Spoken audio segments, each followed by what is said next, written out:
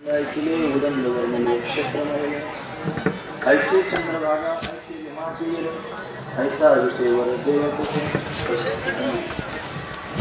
कीर्तनरूपी सेवेकरिता निवडलेला रंग जगद्गुरु जगद्गुरुंनी सर्वांच्या अंतःकरणाचा अधिष्ठान असणारा मौलिक तुकोबा यांचा पंढरीचं महात्म्य वर्णन करून सांगणारा अशा पद्धतीचा या वर्णनामध्ये मौलिक तुकोबा आपल्याला काय प्रतिपादन करून सांगतात पूर्वी आपण एका संतानाला म्हणतो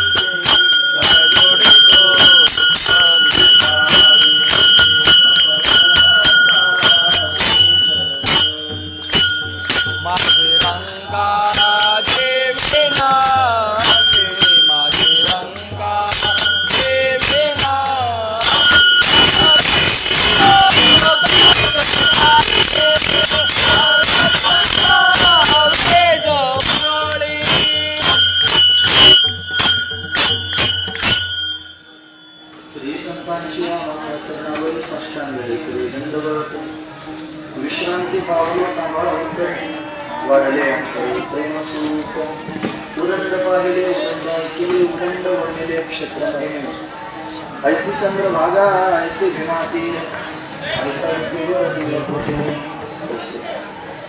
प्रतिवर्षी आपण भगवान पांडुरंग परमात्म्याची भेटी घेतात आषाढवारीच्या निमित्ताने या पंढरपुरात उपस्थित होतो त्याच नियमाने याही वर्षी आपण सर्वजण वारी करत आलेलो आहोत या वर्षीची वारी थोडी आगळीवेगळी आतमध्ये वारी आहे दरवर्षी सर्व वारकरी गडावरून वारी करता निघतात या वर्षी श्रीक्षेत्र दशपूरवरून सर्वजण म्हणजे चासवरून सर्वजण दिंडी घेऊन आलेले आहेत बाबांच्याच आधिपत्याखाली बाबांच्याच मार्गदर्शनाने असणारी ही दिंडी श्री संत दादा स्वामींच्या नावे चासमधून जाणे सुरू झाले आणि बदल करत भगवंताचं चिंतन भगवंताचं भजन करत आपण पंढरपुरापर्यंत येऊन पोहोचलेलो आहोत थोडी भाग्याची गोष्ट आहे आपण सर्वजण भाग्यवान आहोत पण पंढरीची वारी म्हणून भाग्याने पंढरीची वारी प्राप्त होते सर्वांनाच त्यांनी वारी करता येते असं नाही परमात्म्याची इच्छा असेल परमात्म्याची कृपा झाली की मग मनुष्य वारी करू शकतो महत्वाचे ज्या अर्थी आपण वारीला आलेलो आहोत त्या अर्थी भगवंताची आपल्यावर कृपा झालेली आहे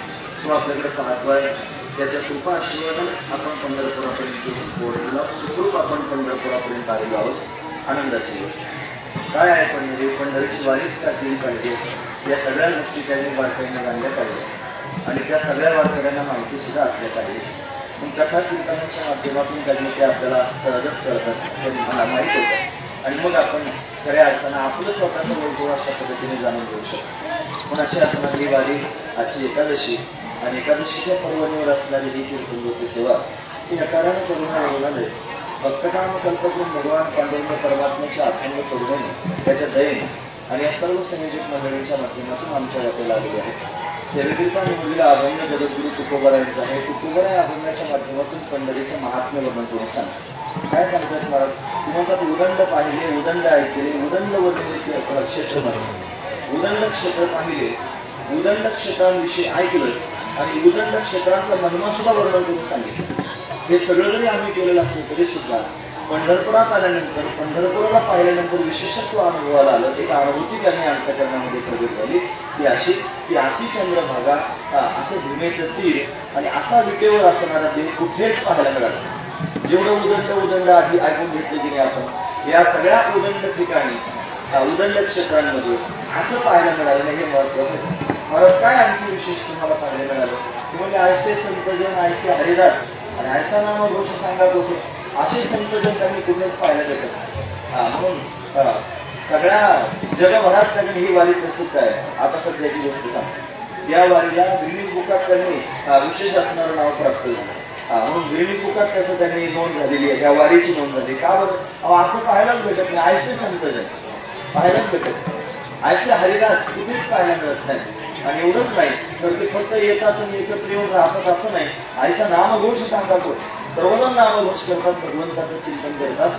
हे जगाच्या पाठीवर कुठेच पाहायला मिळत नाही, ते फक्त याच ठिकाणी पाहायला मिळतं. का होतं हे सगळं? या ठिकाणी भगवंताची इच्छा म्हणून भगवंतानं सर्व संतांना, भगवंताने सर्व हरिदासांना, भगवंताने सर्व भक्तांना, सर्व वारकऱ्यांना एकत्र येण्याकरिता हे विशेष असणारं स्थान स्वतः निर्माण केलेलं आहे. नवे जगातल्या सगळ्या क्षेत्रांमध्ये सर्व लोकांना जाता येईल. आपण अनेक तीर्थ पाहतो, काशीसारखं विशेष असणारं तीर्थ आहे.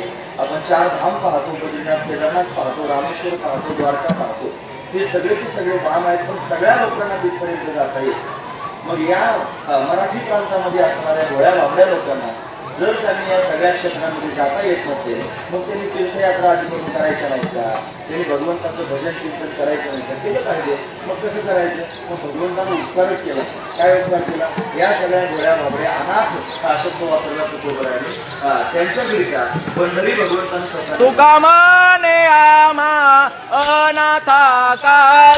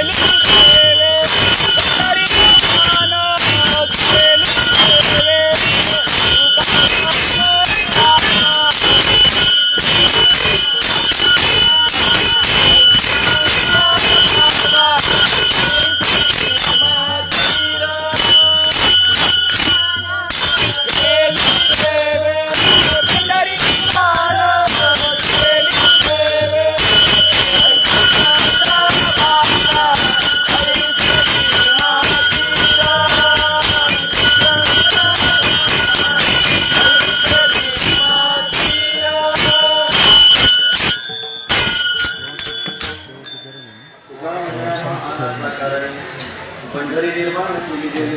आम्हा आनंदाकरता पांडुरंगानेच पंढरी निर्माण केली, म्हणून आम्हाला एवढा आनंद अशा पद्धतीने प्राप्त करून देता येतो आहे.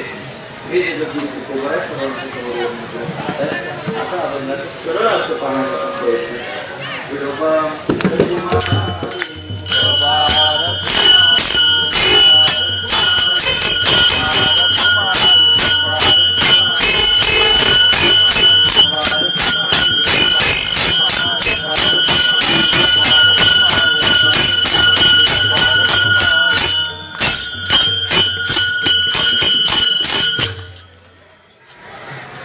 उदंड पाहिले, उदंड गेले, उदंड वर्णिले क्षेत्र महिने, ऐसी चंद्रभागा, ऐसी देवाती, ऐसा विद्येवर देव होते. आपण दशपुरातून पहिल्याच वर्षी ही दिंडी घेऊन येतो आहोत. मोठ्या उत्साहात त्यांनी दिंडी पर्यंत आलेली आहे.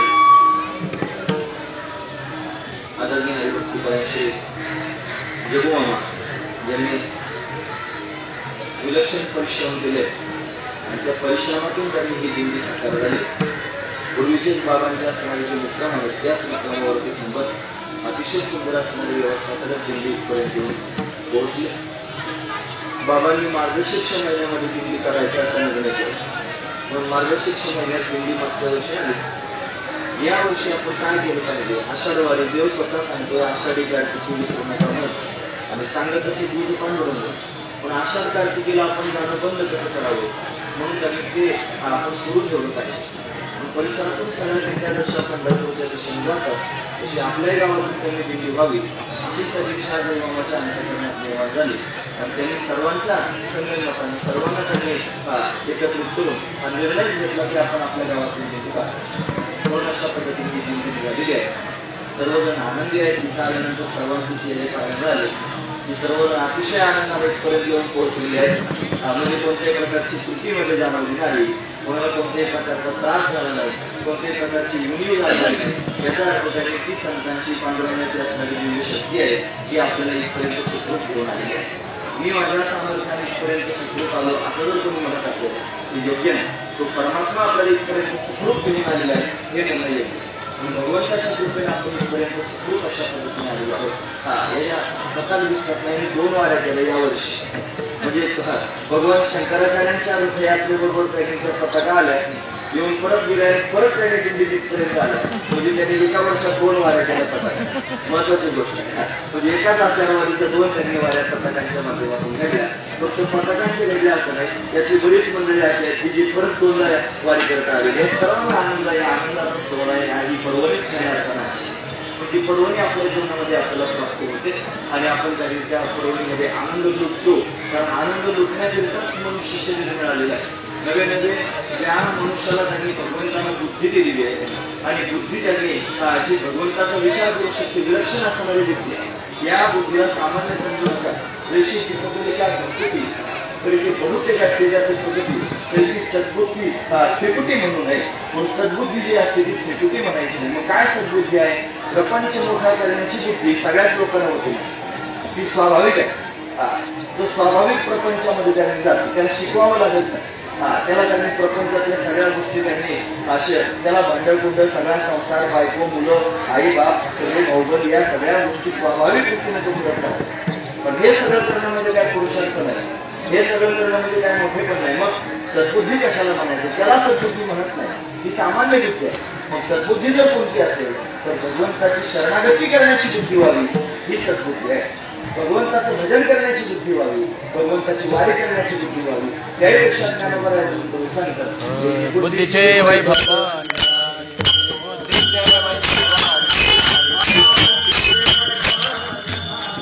बुद्धीचे वैभव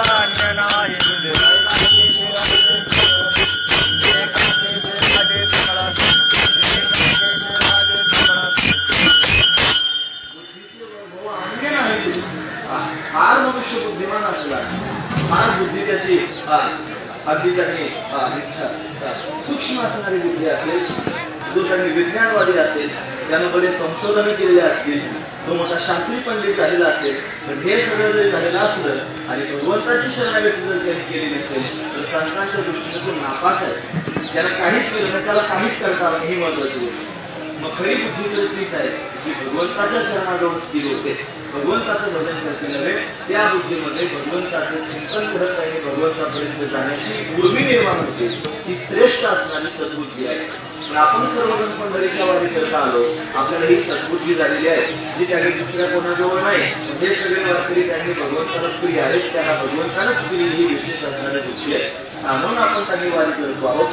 या वारीमध्ये त्यांनी विशेषत्व जर पाहायचं ठरलं तर अनेक क्षेत्र आहेत. भगवंताच्या दर्शनाकरिता अनेक ठिकाणी लोक जात असतात, वेगवेगळ्या क्षेत्रांमध्ये जातात, 4 धाम करतात. उत्तर प्रदेशामध्ये जर धाम पाहिलं तर त्यांचे 4 धाम वेगळे आहेत. त्याच्यामध्ये गंगोत्री, यमुनोत्री, बद्रीनाथ आणि केदारनाथ या 4 ठिकाणांना 4 धाम म्हणतात तिकडे उत्तर प्रदेशामध्ये. आपल्याकडे तशी 4 धाम नाही. आपल्याकडे 4 धाम म्हणजे काय? आपल्याकडे बद्रीनाथ एक धाम आहे, द्वारका एक धाम आहे, जगन्नाथपूर एक धाम आहे, रामेश्वर एक धाम. हे 4 धाम आहे. भारताच्या 4 बाजूला असणारे हे 4 धाम. परत सांगतो, बद्रीनाथ एक धाम आहे, द्वारका एक धाम आहे, जगन्नाथपूर एक धाम आहे, रामेश्वर एक धाम. असे 4 धाम आपण त्यांनी म्हणतो. ह्या सगळ्या क्षेत्रांना अनेक लोक त्यांनी जातात आणि अनेक ठिकाणी गेल्यानंतर आपल्याला पाहायला मिळतं. तुम्ही बघा, जगन्नाथाच्या दर्शनाला जर तुम्ही गेला तर तुम्हाला जवळ जाऊन त्याचं दर्शन घेता येत नाही. तिथे एका बाजूला बलराम दादा आहेत, मध्ये त्यांनी भगवान श्रीकृष्ण परमात्मा, एका बाजूला सुभद्रा आहे, तिथे त्यांनी भावंड असे आहेत आणि त्यांच्या दर्शनाकरिता गेला की फार दुरून दर्शन घ्यायचं, लांबून आपले हात जोडायचे, त्यांच्यापर्यंत जायचं नाही. वेगवेगळ्या पद्धतीचे रीतिरिवाज तिथे पाहायला मिळतात. तुम्ही द्वारकाधीशांच्या दर्शनाकरिता जर गेलात तिथे वेगळीच पद्धत आहे. तिथं आम्ही आता आपण यात्रा घेऊन गेलो होतो, हे सगळं खरोखर आपण पाहिले, उदंड पाहिले म्हणण्याचं तात्पर्य खरंच आपण उदंड पाहिले. सगळ्या ठिकाणी यात्रा आपण केलेली आहे. या यात्रेमध्ये द्वारकाधीशांच्या दर्शनाकरिता गेल्यानंतर भटजीभावांनी पकडून ठेवलं आणि पकडल्यानंतर पुढचा मुद्दा सांगितला, आजचा अभिषेक आजचा नैवेद्य तुम्ही जर करणार असाल तर होकार द्या, लगेच होकार द्या. आम्हाला वाटलं नैवेद्य द्यायचं म्हणजे काय कठीण गोष्ट आहे. होकार दिला. होकार दिल्यानंतर सांगितलं एक वेळेच्या नैवेद्याला 11,000 रुपये लागतात. होकार देऊन बसल्यानंतर 11,000 सांगितले, द्यावे लागले मंडळाला. महत्वाची गोष्ट आहे. देवाचं दर्शन फार दुरून त्यांनी घ्यायचं आणि वरतून त्यांनी त्याचा नैवेद्यच 11,000 रुपयाचा असायचा. हा महत्वाचा विषय. रामेश्वराला जर तुम्ही जाल तिथे त्यांनी तुम्हाला असंच पाहायला मिळेल. तुम्ही बद्रीनाथाला जाल तिथे तुम्हाला असंच पाहायला मिळेल. या सगळ्या गोष्टी जर बारकाईने पाहिल्या तर तिथे गेल्यानंतर विलक्षण असणारा आनंद प्राप्त व्हायचा नाही.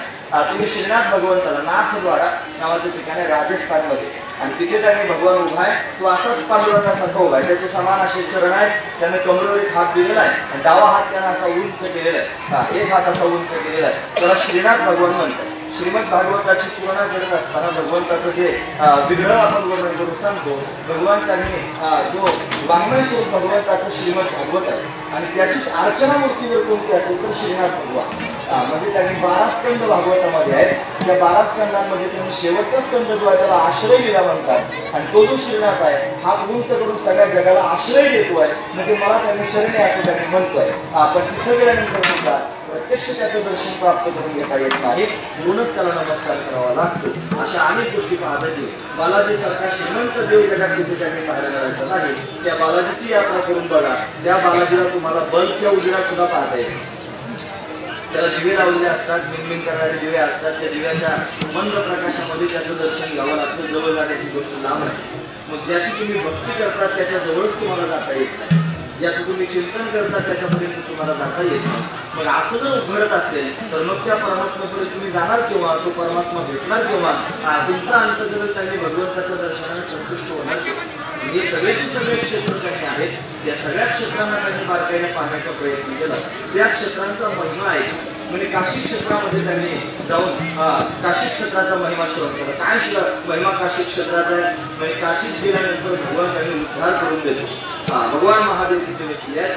जर तुम्ही काशीखंड पाहिला किंवा त्यांनी अनेक शिवपुराण पाहिले तर त्याच्यात काशीचं महात्म्य वर्णन करून सांगितलं. म्हणजे भगवंताने स्वतः शिवरूप धारण केलं. भगवंताच्या एका अंगातून भगवती जगदंबा प्रत्यक्ष प्रगट झाले आणि मग त्यांनी विहार करण्याकरिता आनंदवन नावाचं ठिकाण तयार केलं आणि ते आनंदवन म्हणजे आताची असलेली वाराणसी किंवा काशी आपण सर्वजण म्हणतो. ते भगवान शिव आणि पार्वतीचं त्यांनी विहार करण्याचं ठिकाण. तिथं भगवान शंकर वास्तव्य करतात आणि तिथं मरणारा जो मनुष्य आहे त्या मरणाऱ्या मनुष्याला मरताना त्याच्या कानामध्ये तारक मंत्र भगवान शंकर सांगतात. तारक मंत्र सांगतात. मग त्याचा उद्धार होतो. लोक मरायला काशीला जातात. म्हणजे थकलेले लोक, फार आजारी असणारे लोक, 4-8 दिवसावर आता आलेले आहेत असे काही लोक आवर्जून काशीला नेतात. चमत्कार पाहायला मिळतो. तिथे जाऊन ते बरे होऊन घरी येऊन म्हणजे अशी त्यांनी अवस्था होत असते. म्हणजे काशी क्षेत्रामध्ये मेल्यानं, काशी क्षेत्रामध्ये मरण प्राप्त झाल्यानं आणि मोक्ष प्राप्त होतो असं त्यांनी म्हणतात. त्याच्या पुढची अवस्था तुम्हाला माहित नाही. काशी देह विटंबने, या काशीमध्ये देहाची विटंबना केली जाते. तिथं त्यांनी नेल्यानंतर जे प्रेत मनुष्य नेल्यानंतर त्याला मन करणे काय घाटावर नेतात आणि त्या घाटावर नेल्यानंतर जी चिता पेटवली असते त्याला महास्मशान म्हणतात काशी. त्याच्यावरती प्रेत टाकतात. वांग कसं वाचतात की नाही असं ते प्रेत फक्त उलट पालट करतात. ते जे लोक आहेत ते फक्त प्रेताला 1-2 वेळेला उलट पालट करायचं आणि तसंच त्यांनी अर्धवट बाजूला ते प्रेत पाण्यामध्ये ढकलून द्यायचं. ही वस्तुस्थिती काशीची आहे. मग काय तुम्हाला चांगलं वाटलं सांगा. हे भीतीदायक वाटतं की नाही? ऐकायला सुद्धा भयंकर वाटतं. मग तिथे गेल्यानंतर हे प्रत्यक्ष पाहायला किती त्यांनी वाईट वाटेल. आर पाहिले ही काशी प्रत्यक्ष पाहिले पण मनात काही भरले नाही. महत्वाची गोष्ट. मग बद्रीनाथ जाऊन पाहिलं पण मनामध्ये भरलं नाही. हे त्यांनी पाहण्याचा. द्वारका जाऊन पाहिले. सगळेचे सगळे क्षेत्र त्यांनी पाहिले. अनेक क्षेत्रांचा महिमा त्यांनी ऐकला पण तिथं त्यांनी मला जाऊन समाधान प्राप्त झालं नाही. ते त्यांनी समाधान प्राप्त करून घेण्याकरिता जीवन कासावीस जर होत असेल तर मग भगवंताला तिथे दिला पाहिजे. जगद्गुरु तुकोबारायांनी सुद्धा अशाच पद्धतीने त्यांनी सगळ्या तीर्थयात्रांना ते जाऊन त्या त्या ठिकाणांचं महात्म्य जाणून घेतलं. फक्त जाणलं असं नाही. ते त्यांनी सगळ्यांकडून विशेषपणे ऐकून लोकांच्या समोर सांगितलं सुद्धा, वर्णन सुद्धा करून सांगितलं. पण हे जरी सगळं झालेलं असलं तरी सुद्धा या महाराष्ट्र प्रांताची विशेष स्थिती जर वर्णन करून सांगायची असेल तर हे जिथे पंढरपूर आहे जिथे हे विलक्षण असणारं सुख आपल्याला सर्वांना प्राप्त होत आहे, हे सुख इतर कोणत्याच ठिकाणी पाहायला मिळत नाही. हे विशेषत्वानं तुकोबारांना जाणवलं आणि जाणवलं म्हणून जगाच्या समोर वर्णन करून सांगतात अभंगाच्या पहिल्या चरणात.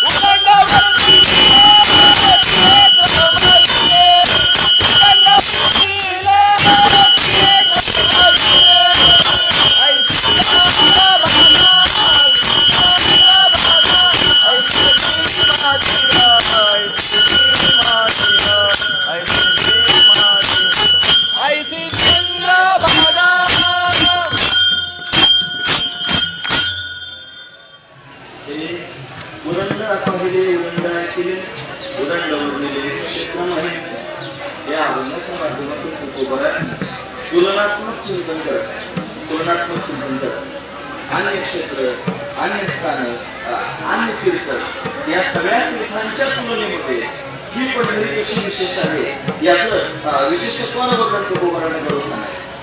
सगळ्या तीर्थांना पाहून आलेले तुकोबार आहे. उदंड त्यांनी पाहिले म्हणजे उदंड तीर्थ पाहिजे. उदंड त्यांनी वर्णन ऐकलं सुद्धा. अनेक क्षेत्रांचा महिमा असा आता जो आपण ऐकला असा ऐकला सुद्धा. म्हणजे आता काशीचं ऐकलं उदाहरण म्हणून आपण काशी पाहिजे. काशीचा महिमा आपण ऐकलं असं ऐकले सुद्धा. आणि फक्त ऐकले असं नाही, लोकांच्या समोर ती वर्णन सुद्धा सांगितलं. हे सगळं जरी असलं तरी सुद्धा या पंढरपुरात त्यांनी पदार्पण केल्यानंतर त्या सगळ्या गोष्टी फिक्या वाटू लागल्या. त्या सगळ्या गोष्टी त्यांनी या तीर्थाच्या समोर त्यांनी सामान्य वाटू लागल्या आणि पंढरी विशेष वाटू लागली. का बरं? इथं आल्यानंतर प्रत्यक्ष पाहायला मिळाली ही पंढरी म्हणजे सामान्य नाही. इथे त्यांनी विशेष असं एक सरोवर आहे. सरोवर तुम्ही ऐकत का? सरोवर तुम्हाला महत्वाचं गोष्ट सांग, कदाचित तुम्ही ऐकलं नसेल याच्या आधी. इथे सरोवर आहे. या सरोवराचं नाव आहे चंद्रभाग. चंद्रभाग हे सरोवराचं नाव आहे. महत्वाची गोष्ट. आणि भीम व्यक्तीला मारण्याकरिता भगवान महादेव प्रत्यक्ष प्रकट झाले. भीमशंकराचं रूपानं वास्तव्य करू लागले. त्या शंकराच्या जटेतून प्रगट झालेली गंगा ती भीमरथीच्या रूपानं त्यांनी गाव ऐकू लागली. ती गंगाच आहे पण तिला भीमरथी असं नाव त्यांनी पडलं. तीच विमान वाहत त्यांनी महाराजच्या भीमाशंकरापासून वाहत इथपर्यंत आले. आणि इथं असणारं जे चंद्रभाग नावाचं सरोवर आहे त्याला चंद्रभाग असं नाव का पडलं असेल? ते चंद्राच्या आकाराचं सरोवर आहे. म्हणजे चंद्रकोर जसे असते असं चंद्रकोरेच्या आकाराचं असणारे सरोवर. या सरोवराला भीमरथी येऊन मिळाली. म्हणजे सरोवर पूर्वीच आहे आणि त्याच्यामध्ये भीमा नदी येऊन मिळाली. म्हणजे दोन एकत्र झाले.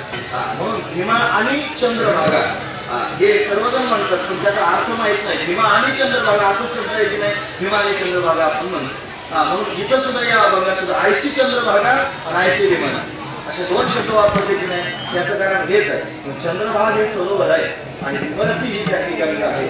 ती भीमरथी गंगा चंद्रभाग सरोवराला अशा पद्धतीने मिळाली. आणि त्या भीमरथीच्या काठावरती त्या चंद्रभाग सरोवराच्या काठावरती जगाचा मालक त्यांनी विटेवरती प्रत्यक्ष उभा राहिला.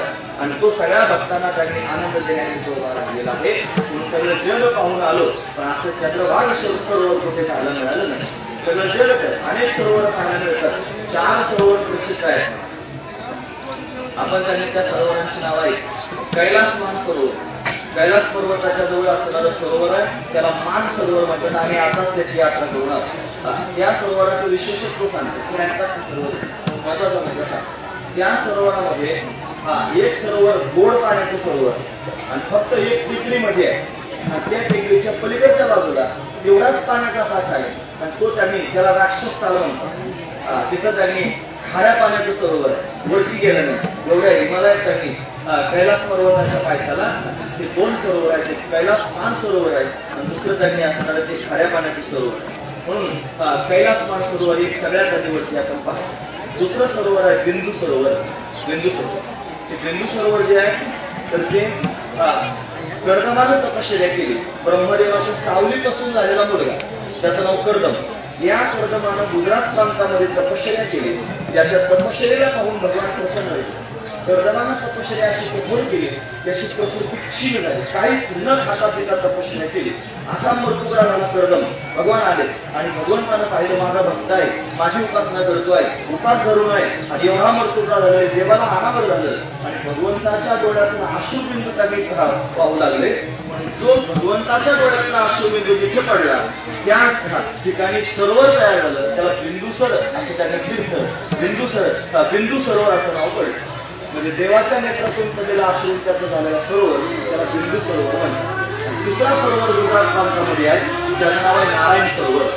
नारायण सरोवर ज्या नारायण सरोवराच्या जवळ भगवान शंकरांनी भागवतातली कथा आहे, प्रचेतकांना काही ज्ञान वर्णन करून सांगितलं. ते त्यांनी नारायण सरोवर आहे. किती सरोवर झाले आता?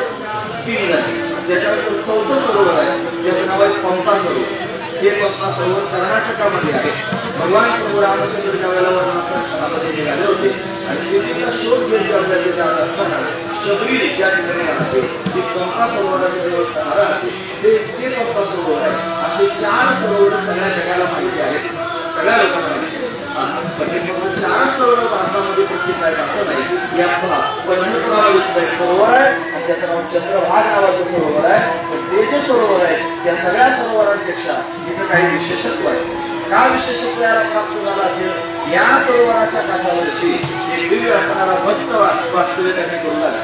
या भक्तानं, त्याचं नाव आहे कुंडलिक. वास्तविक ज्ञानात पांडुरंग असा जप केला नाही, त्यानं विठ्ठल असं भजन केलं नाही, त्यानं विठोबा असं कोणाला कधी म्हटलं नाही. मग काय केलं? त्यानं माय बापाची सेवा केली. कुंडलिकाचं सगळं चिंतन मला तुमच्या समोर सांगायचं नाही, पण तरी सुद्धा त्यांनी थोडासा दोषवार आपण त्यांना पाहून सरळ पाहू शकतो की आधी त्यांनी फार मातृपितृ भक्त असणारा हा कुंडलिक, त्याचा विवाह झाल्यानंतर मातृपितृ भक्ती बिघडली. पत्नीच्या छंदात त्यांनी मायाबापाला विसरला आणि मग त्याला त्यांनी मला पुन्हा आपल्या आईवडिलांची सेवा करण्याचा त्यांनी उपदेश प्राप्त झाला. आणि या कुंडलिकाने आईवडिलांची सेवा याच सरोवराच्या काठावरती, चंद्रभाग सरोवराच्या काठावर कुंडलिकाने मायबापाची सेवा केली. म्हणून परमात्म्याला गोष्ट नारदांकडून करावी. बहिणाबाईंनी त्याचं वर्णन करून सांगितलं. बहिणाबाईच्या घरात ही कुंडलिक राहण्याची म्हणती आणि नारदाने त्यांनी भगवंताला जाऊन सांगितलं की देवा, असा एक भक्तचारी आहे जो मायबापाची सेवा करतो आहे, तुम्ही त्याला दर्शन देण्याकरिता गेलं पाहिजे. हा भगवान त्यांनी दर्शन देण्याकरिता निघाला. देवानं त्यांनी काही निमित्त दिले. तुम्ही ऐकताच महत्वाचा मुद्दा सांगितला. 2 कारण सांगितलं तुमच्यासमोर. एक पहिलं कारण आहे भगवती रुक्मिणी रुसली आणि या ठिकाणी असणाऱ्या दिंडीरवनामध्ये येऊन त्यांनी रुसून बसली. महत्वाची गोष्ट दिंडीरवनामध्ये बसली. ती रुक्मिणी त्यांनी रुसून आलेली आहे. का रुसली याचं कारण मी सांगतो. द्वारकेमध्ये त्यांनी ज्या वेळेला वृंदावनातल्या सगळ्या वृद्ध गोपिका भगवंताला भेटण्याकरिता गेल्या आणि सगळ्या भगवंताच्या पत्नीलाही माहीत होतं की देवानं गोपिकांबरोबर रास केली होती. सगळ्या भगवंता 16,108 पत्नी आहेत ना, सगळ्यांनी विनंती केली देवा तुम्ही आमच्याबरोबर सुद्धा रास करा. देवाने सांगितलं रास मी करू शकतो, पण रास मला एकट्याला करता येत नाही. माझ्याबरोबर रासेश्वरी असली पाहिजे, तिचं नाव आहे राधाराणी. ती राधा असल्याशिवाय मी रास करू शकत नाही. मग तिची वाट पाहत होतो सर्व. मग ज्यावेळेला सगळ्या गोपिका आल्या त्यावेळेला राधाराणी सुद्धा तिथे आल्या आणि राधाराणी आल्याबरोबर सगळ्या कृष्ण पत्नीने विनंती केली की देवा आता तुम्ही रासलीला करा. मग रासलीला करण्याकरिता तयार झाले आणि भगवान राधाराणीच्या सानिध्यात गेले. ते रुक्मिणीने पाहिले आणि तिला ते सहन झालं की हा माझा पती आहे आणि हा राधेच्या छंदामध्ये त्याने अडकलेला मला ती शिव आहे. म्हणून ती रुष्ट झाली आणि रागावलेली रुक्मिणी त्यांनी मला रुसून जाण्याकरिता नाही. आता रुसून जायचं म्हटलं बायका सगळ्यांना कुठे जातील? माहेरी जाते सरळ गोष्ट आहे. म्हणून रुक्मिणीचं जे माहेर आहे ते आपलं महाराष्ट्र आहे. या महाराष्ट्रामध्ये अमरावती जिल्ह्यामध्ये कौंडण्यपूर नावाचं विदर्भामध्ये कौंडण्यपूर नावाचं गाव आहे. जे देशमुख राजाची त्यांनी असणारी राजधानी आहे आणि तिथे त्यांनी जाण्याची झाले नाही. पण विवेकी असणारे रुक्मिणीने विचार केला, माझा आणि माझ्या पतीचं भांडण आहे, याच्यात माझ्या माहेरच्या लोकांचा काय दोष आहे. माझं कारण देऊन मी त्याच्या समोर जायचं आणि त्यांना त्रास द्यायचा योग्य नाही. मग काय केलं पाहिजे, मी आता असंच चालत राहिलं पाहिजे. मग तिथं न वळता माहेरी न जाता ती सरळ चालत राहिली.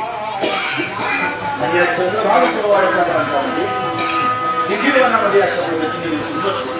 तिला सोडायचं आहे एक मुद्दा आणि दुसरा मुद्दा कुंडलिकाची तपश्चर्या नारदांकडून भगवान परमात्मा करावी. कुंडलिकाला भेटण्याकरिता यायचं.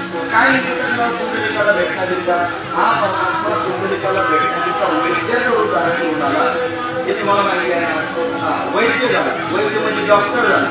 त्याच्याजवळ एक भोगती आहे, पिशवी आहे. या पिशवीमध्ये त्याने अनेक गड्या रोट्या आणून ठेवलेल्या आहेत. त्या सगळ्या रोज फिरत होता. कुंडलिका आई-वडिलांची सेवा करत होते. आई-वडिलांचे डोळे त्यांनी क्षीण झाले होते, डोळ्यांना दिसत नव्हतं. काय करावं, हा म्हटलं मी वैद्य आहे, मी औषध देऊ शकतो. तुझ्या आई-वडिलांना त्यांनी औषध देतो. म्हणजे काय करा, ही बुद्धी घ्यायची, ती उगाळायची, उगाळून त्यांनी त्यांच्या डोळ्यामध्ये घालायची. सूर्यास्त झाल्यानंतर त्यांच्या डोळ्यात औषध घालायचं, बरोबर. आणि सूर्योदयापर्यंत हे औषध डोळ्यातच राहिलं पाहिजे असं काही करायचं. म्हणजे काय, त्यांची मान हलता कामा नाही, त्यांचं मस्तक हलता कामा नाही, त्याच्यातून ते औषध बाहेर येता कामा नाही, असं या वैद्याने जाऊन सांगितलं. कुंडलिकाला फक्त काय याने त्याची परीक्षा घेतली की हा किती त्यांनी परीक्षेला उतरतो. भुंगा पाठवला, भुंगा. तो भुंगा कुंडलिका यांच्या मांडीला जाऊन चावला. फक्त चावला नाही, आपला गाम चावला तिचा जीव कासा होतो. भुंगा त्यांनी चावला. या भुंग्याने त्यांनी छिद्र पाडलं मांडीला, आड पाड. हे बघा, वाळलेल्या लाकडाला कधी तुटून जाणारा भुंगा, ज्याला त्यांनी कोळी असं मांडी तुटण्याचा काय मार्ग गोष्ट आहे. हा भुंगा त्यांनी आरपार छिद्र करून गेला. त्याच्यातून रक्ताची धार त्यांनी वाहू लागली. पण कुंडलिकाने मांडी हलवली नाही. आई वडिलांचा एवढा त्यांनी भक्त होता. पण सूर्योदयापर्यंत थांबायचे. भगवान त्याच्या आजच पुढे गेला. हा वैद्य तिथे गेला.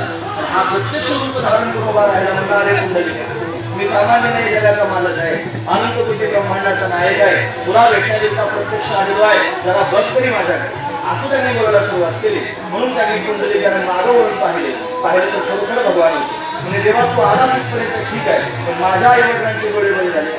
सूर्योदय झाल्याशिवाय हालचाल करणार नाही, तुला तिथे उभं राहावं लागेल. पण थांबू कुठे ते सांग. मग जवळची दिवी ज्योती भेटावली, याच्यात उभा राहा.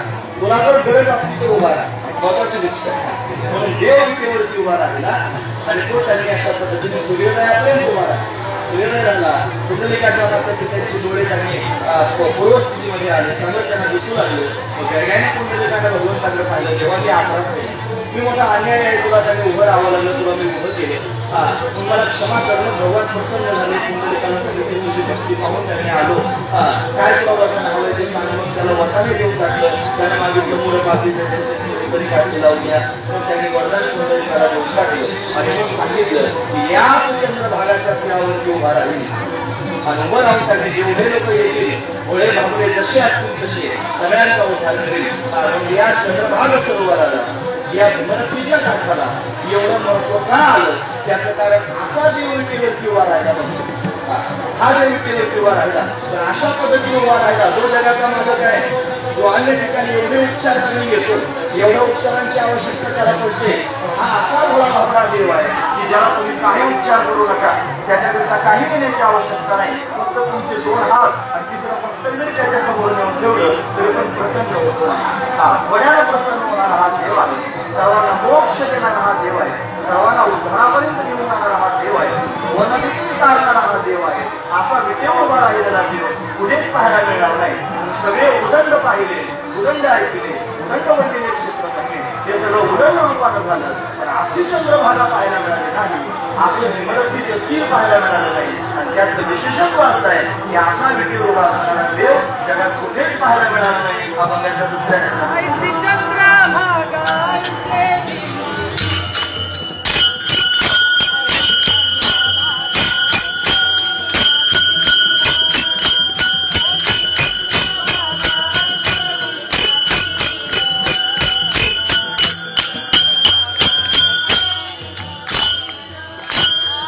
ऐसी चंद्रभागा ऐसे भीमातीरा ऐसी चंद्रभागा ऐसे भीमातीरा ऐसी चंद्रभागा ऐसे भीमातीरा ऐसी चंद्रभागा ऐसे भीमातीरा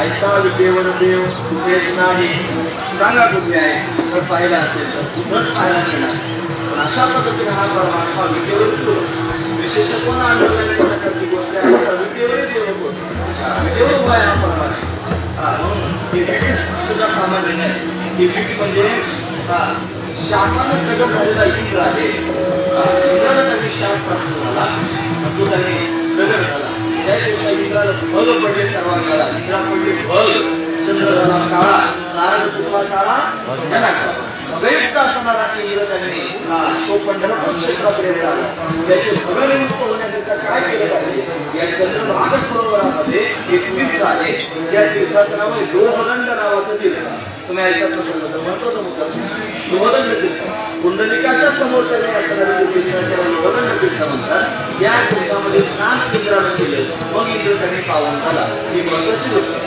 रोज इंद्र त्यांनी कधी होऊन पडलेला आहे त्याची भीक आहे ही भीक निर्माण भगवान त्याच्यावर उभा आहे त्या भीकेवर तो उभा राहिला असेल त्याचं कारण लक्षात घेण्याचं आहे की तो जगाच्या सगळ्या संपत्तीला पायाखाली हलवतो सामान्य नाही त्याच्या पायाजवळ सगळ्या संपत्ती आहे जगात स्वर्गासारखं श्रेष्ठ म्हणून पायाखाली घालून उभा आहे आणि भक्तांना देण्याचा उभा आहे पण मनाचे संकल्प पावलेली सिद्धी जरी बुद्धी याचे त्याच्या पायाच्या ठिकाणी जर आपली बुद्धी राहिली तर मनातले सगळे संकल्प त्यांनी हा परमात्मा पूर्ण करू शकतो आणि त्याचा स्वभाव आहे महत्वाची गोष्ट आहे हा विटेवर उभा आहे तेव्हापासून विटेवर उभा राहिला असेल आपण आरती म्हणतो काय आरती म्हणतो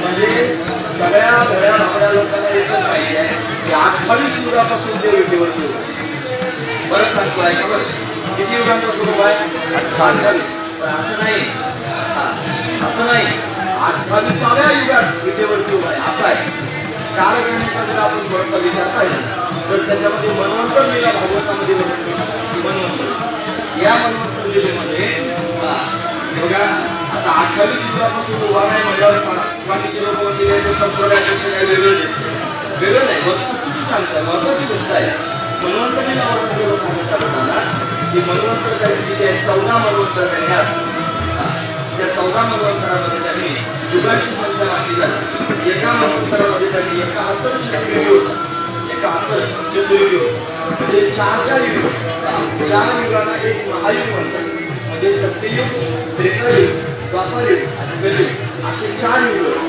याच्या 4 युगांना मिळून चतुर्युग किंवा एक महायुग म्हणतात असे 71 वेळेला चतुर्युग झाल्या की मग एक मन्वंतर असे 14 मन्वंतर झाले की मग त्यांनी ब्रह्मदेवाचा एक दिवस होता त्याला त्यांनी परार्ध म्हणतात तर अर्ध परार्ध आणि मग त्यांनी कल्प होतात थोड्याच कालावधी गेला की कल्प होतात अशी कालगणना पाहिजे म्हणून त्यांनी एका मन्वंतरामध्ये ज्या 71 चतुर्युगी आहेत त्या 71 चतुर्युगीमध्ये आतापर्यंत 28 चतुर्युग्या झालेल्या आहेत 28 वेळेला आणि 4 युग झालेले आहेत त्याच्यात नाही 28वां युग आहे कलियुग म्हणजे अशी कलियुग याच्या आधी 27 झालेले आहेत आणि त्या 27 कलियुगानंतर हे 28वां कलियुग आहे आणि या 28व्या कलियुगामध्ये भगवान पुंडलिकाला भेटण्यासाठी आले आणि ते बोलल्यानं युगे 28 वेळीवर येऊ म्हणजे 28व्या युगात हा परमात्मा विटेवरती उभा आहे असं आपण जाणून घेणे गरजेचं आहे. म्हणून त्या विटेवरती परमात्मा उभा आहे आणि तो त्यांनी कमरेवर हात ठेवून उभा आहे. आयसा म्हणजे तात्पर्य हेच आहे. आयसा म्हणजे कसा अहो सगळ्या जगात कुठेच पाहायला मिळत नाही तसं.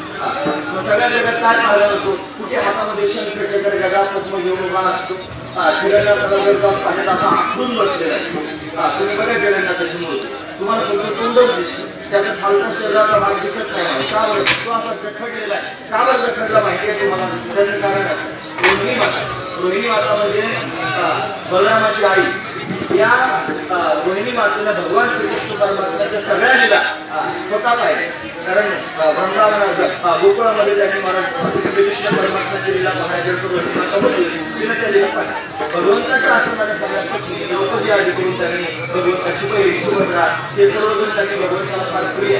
या भगवंताच्या पत्नीने रोहिणी मातेला त्यांनी प्रश्न विचारायला सुरुवात केली की भगवंताच्या बाळाला तू प्रत्यक्ष पाहिलेले आहे पण आम्हाला सुद्धा सांग ना.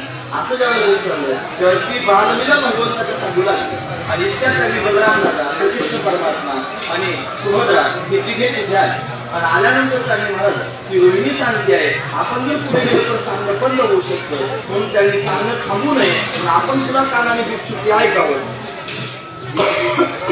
भगवान बलराम दादा आणि सुभद्रा तिथे आग चोरून त्यांनी बसलेले आहे आणि स्वतःच्याच लीला त्यांनी ऐकलं. आंग चोरून बसलं म्हणजे मोकळ्या मानांना बसलं आंग चोरून गुपचूप त्यांनी ऐकलं. तो ऐकतोय स्वतःच्या लीला असा त्याचा भाव आहे. म्हणून त्याने तो पाहिला आयसा पाहिला पण तो सुंदर वाटला नाही. त्याचा चेहरा पाहिला त्याचे डोळे मोठे मोठे अशी बडबड तुम्ही जगन्नाथाला जाऊन बघा म्हणजे तुम्हाला कळेल.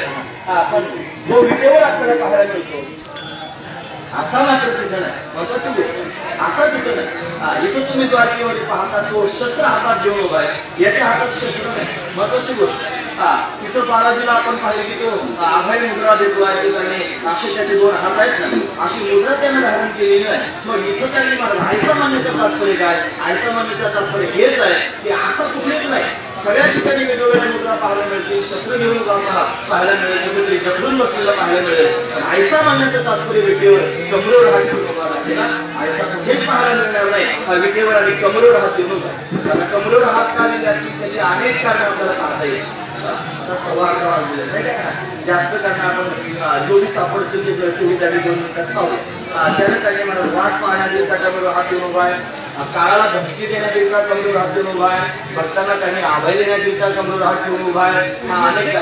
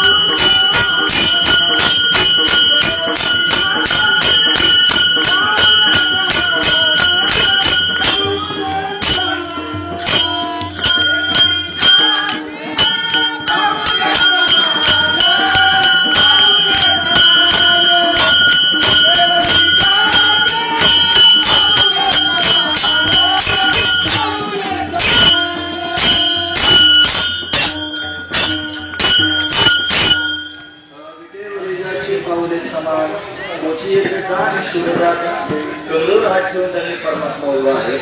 त्याने कमरेवर का हात ठेवले याची कारण आपण त्यांनी पाहतो आहोत. त्या कारणामध्ये आपण पाहिलं की भक्तांना भक्ता भाव लक्ष्मी म्हणजे भवसागर तुमच्याकरिता कमरे एवढाच आहे हे सांगण्याकरिता कमरे वाटतो उभा आहे.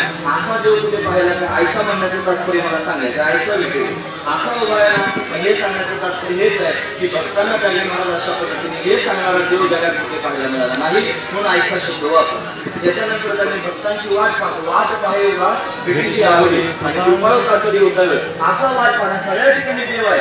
असा देव आहे का कुठे वाट पाहणारा तो वाट पाहणारा कुठे सापडत नाही.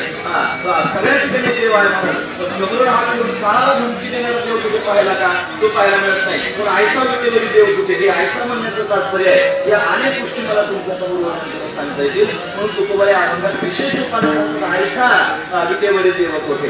आयसी चंद्रभागा हे म्हणत असताना चंद्रभाग सरोवर आहे. आयसी भीमाती हे म्हणत असताना भीमरत्ती गंगा आहे.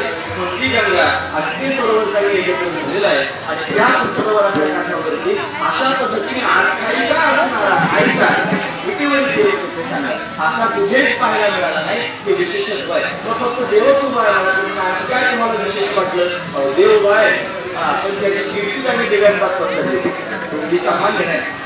त्याची कीर्ती दिव्यांगात पसरलेली आहे.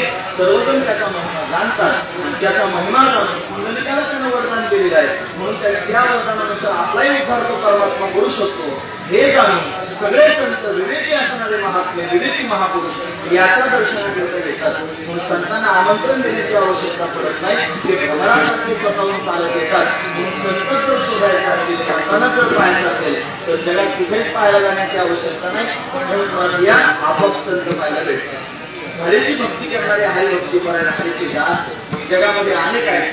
पण तुम्ही कोणाला शोधणार आहे खरा हरदास तुम्हाला कसा सापडेल तो सापडणार नाही. तो जर सापडायचा असेल तर पंढरपुरात यावं लागेल. जर पंढरपुरात आला की तुम्हाला हरिदास आपोआपच सापडेल.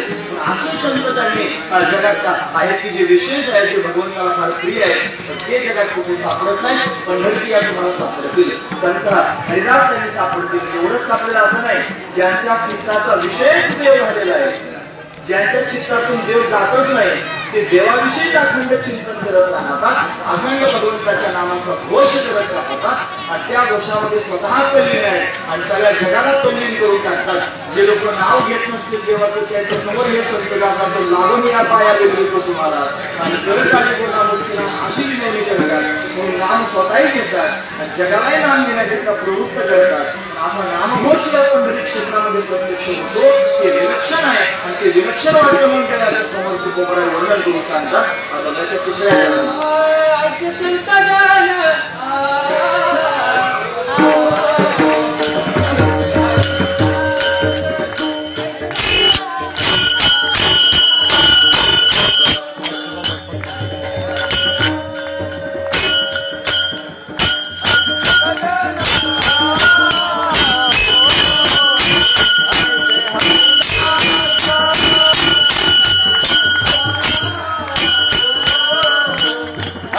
हरिदास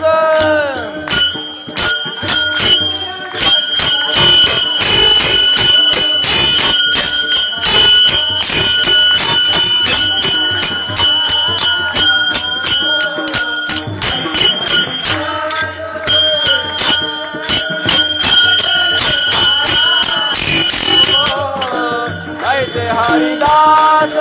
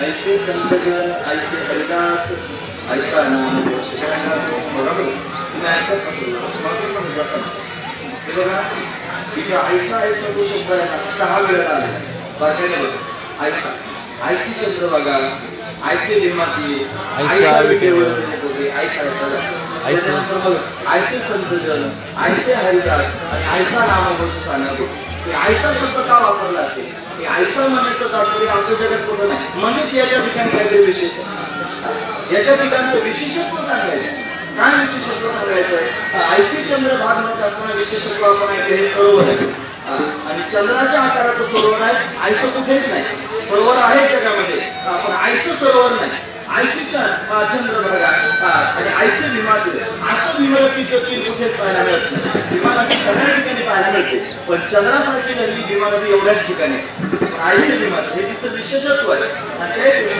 आयसा विद्येवर देवकोटी म्हणत असताना काय विशेषत्व आहे सगळ्या जगात केवळ आणि सगळ्या मंदिरांमध्ये उभा आहे पण आयसा नाही हे त्याचं विशेषत्व आहे त्याचा आतापर्यंत आपण सर्व वर्णन नाही त्याच्यामुळे आता त्यांनी सांगतात आयसे संतजन आता संतनाट्य जगात आहेत का म्हणून त्याने सगळे संत पदवी लावून घेण्यात येतात लढाई आहेत अन्याय ठिकाणी आपण आहे संतही पाहतो सगळ्या गोष्टी आहेत संत म्हणावं कशाला ते जर पाहायचं असेल तर वारकरी संप्रदायात येऊन पाहावं मग संत कशाला म्हणतात हे फक्त अशा पद्धतीने कळेल वारकरी संप्रदायामध्ये शेवटचे संत मानले जातात त्यांचं नाव निळोबार आहे निळोबाराच्या नंतर महिपती महाराजांनी संत कवी म्हणून ख्याती प्राप्त करून घेतली पण श्री संत महिपती महाराज महिपती महाराजांपर्यंत सर्वांना संत असं म्हटलं गेलं म्हणून त्यांनी महाराज का त्यांना संत म्हटलं गेलं त्याचं कारण विशेषत्व त्यांच्याजवळ काय विशेषत्व आहे संत त्याला म्हणावं ज्याची वृत्ती संत झालेली आहे सोपी व्याख्या सांगतो बरं नाहीतर अजून व्याख्या मला माहिती आहे म्हणून त्यांनी म्हणत म्हणजे ज्यांना त्यांनी खरोखर तेची संत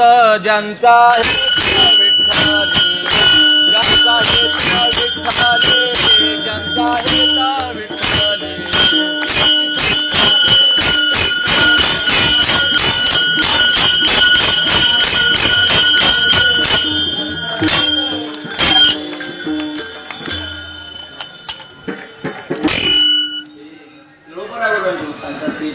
तेची संत ज्यांचा हे विठ्ठली खरे संत तेच आहे ज्यांचा हे विठ्ठली म्हणजे विठ्ठला वाचून त्यांनी दुसरं काहीच हेतू अंतःकरणात नाही पण विठ्ठलच ज्यांच्या चित्ताचा विषय आहे ते संत आहे म्हणून अनेक प्रकारच्या शंकराचार्यांनी केलेली व्याख्या संतांची सांगतो ते म्हणतात सन्मार्गावरती म्हणून सांगता जे सन्मार्गावर वर्तन करतात त्यांना संत असं म्हणतात किंवा अजून व्याख्या संतत्वाचा पाहते अनावर्तत्वेसती म्हणजे कृपाळुपत्वेसती अनावर्तत्वेसती हित प्रापकत्वम संतत्वम म्हणजे जे त्याने कृपाळू आहेत जे अनावृत्त आहेत आणि जे स्वतःहून जगाचं हित करण्याकरिता लढायत आहेत त्यांना संत म्हणावं त्यापेक्षा त्यांनी स्वतःचं हित पूर्ण झालेलं आहे स्वतः त्यांनी संतुष्ट झालेले आहेत आणि आता इतरांना संतुष्ट करण्याच्या विचारात आहे आणि आपण जेवणी होता आणि संतर्पण करीत होता वास्तविक पादात परमात्मा आल्यानंतर स्वतःचं हित साधलं पूर्णत्व प्राप्त झालं की मग दुसऱ्याचं हित करण्याचा विचार सहजासहजी कोणाच्या मनात येत नाही पण हे वारकरी संत असे आहेत की जे स्वतः तरलेले आहेत आणि ते तरुण जगाच्या हिताकरिता अट्टहास करत आहेत जगाला तारण्याकरिता त्यांनी महाराज विशेषत्वाने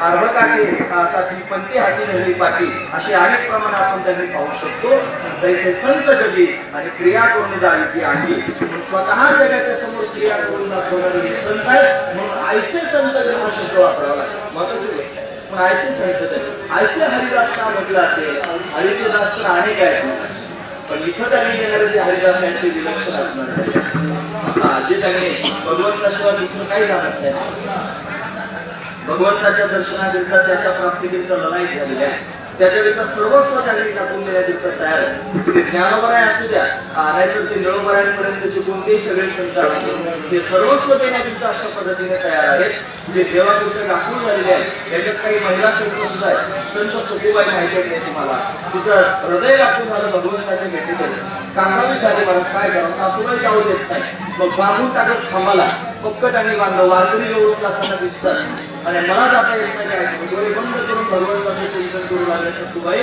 देवा कधी अशा पद्धतीने मला तुझ्यापर्यंत येते काय करू आता जीव कासावीच झाला गोपिकांचा जर प्रसंग डोळ्यासमोर आला की तसंच तुम्हाला जाणवलं एका गोपीला बांधून टाकलं होतं तिचं सासून तसं सखूला बांधून टाकलं सासून सखूबाईने भगवंताची विनंती केली त्याचा परिणाम काय झाला असेल संत सखूसाठी देव सखू झाला स्वतःच सखू झाला, तिच्या समोर प्रत्यक्ष प्रगट झाला.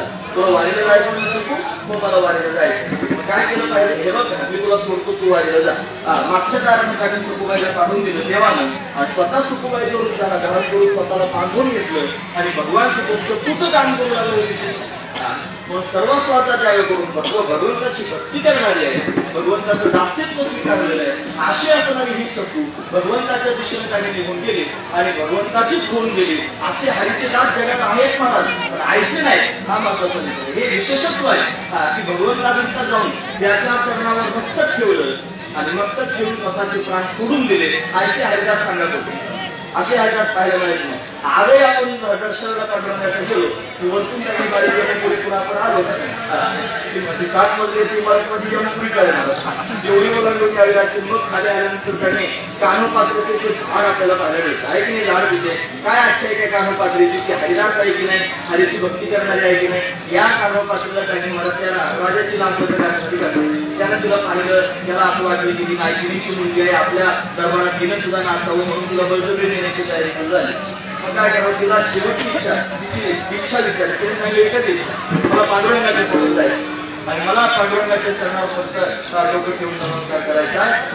या कानोपात्रा त्याने पांडुरंगाच्या समोर केलेली आहे. पांडुरंगाला सांगितलं देवा, हे सगळं करणं मला योग्य वाटत नाही, आपल्याच्या दरबारात काही जाणं मला योग्य वाटत नाही, आता मला काही करायचं नाही, तुझं करून घे. असं म्हणून पांडुरंगाच्या चरणावर त्यांनी कानोपात्रीने मस्तक ठेवलं आणि तसाच प्राण सोडून दिला. हरीचे दास आहे की नाही, जगात आहे का नाही, पण आयसे पाहिले का कुठे? असे कुठेच पाहायला मिळत नाही. पण आयसे संत जण, आयसे हरिदास असे कुठे पाहायला मिळत नाही. रात्रंदिवस भगवंताचं नामचिंतन करतात, अखंड नामचिंतन करतात. किती नामचिंतन करतात त्याचं सगळ्यात मोठं उदाहरण जर तुमच्या समोर सांगायचं असेल तर मला चोखोबरांचं उदाहरण तुमच्या समोर सांगता येईल. आपल्या सगळ्यांची तोंड सुद्धा विठ्ठल विठ्ठल म्हणत नाही, चोखोबरांची हाडं विठ्ठल विठ्ठल ऐसा नामघोष सांगावं. मनातून विठ्ठल विठ्ठल नाम त्यांनी बाहेर पडलं. भिंत पडून त्यांनी चोखोबरांना थांबावं लागलं. पांडुरंगाला मोठी चिंता पडली. नामदेव महाराज सांगितलं नाना आणि माझा चोखा त्यांनी भिंती खाली दबला गेला, काहीतरी कर. आणि सोन्याच्या आस्ती घेऊन म्हणजे जेव्हा वेळ लागली, कितीतरी कामगार मारले गेले, आता कोणाच्या आस्ती घेऊन येऊ चोखोबरांच्या म्हणून. आणि मग त्यांनी पांडुरंगाला भूत सांगितले, हे बघ म्हणे माझा चोखा माझ्या नामचिंतनामध्ये एवढा मग्न होता की त्याचा रोम ना रोम विठ्ठल विठ्ठल म्हणत होता, त्याचा हाड ना हाड विठ्ठल विठ्ठल म्हणत होता. तू जा आणि तिथे जेवढ्या आस्ती आहेत त्या सगळ्या आस्ती हातात घेऊन कानाला लावून बघ. ज्या आस्तीमधून विठ्ठल विठ्ठल नाव त्यांनी नामघोष बाहेर पडेल समज ती माझ्या स्वप्नाची आस्ती आहे. नामदेव महाराज गेले आणि सगळ्या आस्ती पाहू लागले आणि एका कोपऱ्यात चोखोबरांच्या आस्ती सापडल्या नाही. काना लावल्यावर विठ्ठल विठ्ठल विठ्ठल असा आवाज येऊ लागला. पितांबराची आस्ती आपल्या बरोबर घेतल्या पांडुरंगाच्या समोर आणल्या. विशेष गोष्ट सांगा, पांडुरंगाने चोखोबरांच्या त्या आस्ती पाहिल्या आणि काय लोक रडायला सुरुवात केली. माझा चोखा तू व्याकुळ झाला भगवान, हृदयाला लागलं त्या आस्ती काय करू आता, चोखा कुठे ठेवू तुला, असं म्हणून त्यांनी मला स्वतःच्या समोर तुला स्थान दिलं पाहिजे. नामदेव पाहिजे आधी त्यांनी चोखोबरांना समाधी पांडुरंगाने स्वतः दिली. का दिली? आयचा हरिदास टाकायचं. आता हरिदास जगात कुठे पाहायला मिळालं सांगा की ज्याचा हाड सुद्धा गेल्यानंतर त्याच्या हाडामधून नाम घेऊन त्यांनी करत होतो आयसा नामघोष सांगायचं. ते आयसा म्हणण्याचं तात्पर्य विशेष रूपानं गुरु सांगायचं आहे. हे त्यांनी आपल्याला आपण पाहण्यासारखं पण आयशी चंद्रभागा पाहायला मिळत नाही, आयशी देवातील पाहायला मिळत नाही, आयशा वेळेवर देव पाहायला मिळत नाही, आयशी संतजन पाहायला मिळत नाही, आयशी हरिदास कुठे पाहायला मिळत नाही. ते जिथे पाहायला मिळत असतील ते या पंढरीत पाहायला मिळत. ही पंढरी या पंढरीचा एवढा मोठा महिमा आहे. या सगळ्या गोष्टींना प्रत्यक्ष अनुभवता यावं म्हणून त्याने महाराज जगात कुठे फिरण्यापेक्षा वळ्या भावळ्या भक्तांना परवडी निर्माण करून देण्यापेक्षा भगवंतांनी पंढरी निर्माण केली आणि कोणाकरता निर्माण केली असेल तर ती आपल्याकरताच केलेली आहे असं प्रत्येकाला वाटावं म्हणून अभंगाच्या शेवटच्या चरणात महाराज